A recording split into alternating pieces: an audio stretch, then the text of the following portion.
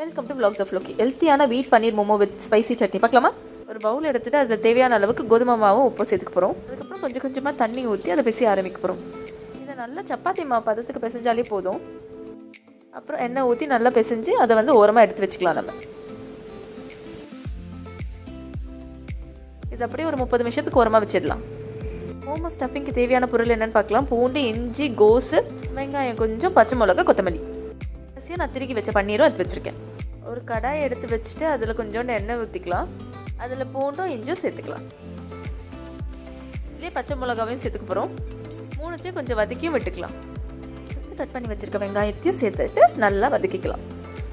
அது கொஞ்சம் நல்லா நம்ம சாட்டே பண்ணிவிட்டு நெக்ஸ்ட்டு கட் பண்ணி வச்சுருக்க கோஸையும் சேர்த்து நல்லா வதக்கிக்க போகிறோம். அதுலேயே கொஞ்சம் தேவையான அளவுக்கு உப்பையும் போட்டுக்கலாம். ஆட்டால் ஆல்ரெடி உப்பு இருக்கனால பார்த்து சேர்த்துக்கலாம். 3 ட்ராப் சோயா சாஸ், அதுக்கப்புறம் ரெட் சில்லி சாஸும் சேர்த்துக்க போகிறோம்.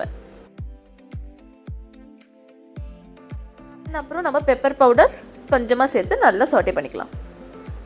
அப்புறம் ஹீரோ ஆஃப் த டிஷ்ஷான பன்னீரையும் போட்டு நல்லா சாட்டே பண்ணிக்கலாம். மசாலாவோட அந்த பன்னீர் ஒட்டுற மாதிரி நல்லா சாட்டே பண்ணி கடைசியாக கொத்தமல்லி போட்டு நம்ம வதக்கிக்கலாம். ஸ்டஃபிங் ரெடி ஆகிடுச்சு. நெக்ஸ்ட்டு சப்பாத்தி மாவை ரவுண்டாக தரத்திக்க போகிறோம். மெலிசாவும் இருக்க வேண்டாம், ரொம்ப கனமாகவும் இருக்க வேண்டாம்.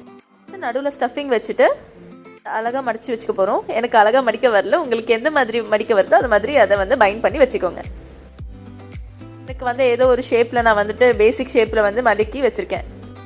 இட்லி பாத்திரத்தில் வச்சு 10 மினிட்ஸ் வேக வச்சு எடுத்துட்டேன். மோமோஸ் ரெடி.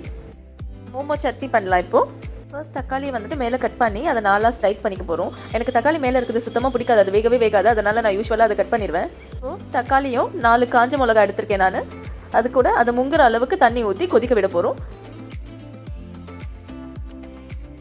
இதுலேயே 4 பல்லு பூண்டையும் நான் சேர்த்து கொதிக்க விட போகிறேன். தக்காளி வெந்ததுக்கப்புறம் தோல் மேலே வர மாதிரி இருந்தோன்னா அந்த தோலை மட்டும் நீக்கிட்டு ஒரு மிக்ஸி ஜாரில் போட்டு நல்லா அரைச்சிக்க போகிறோம் ஃபைன் பேஸ்ட்டாக.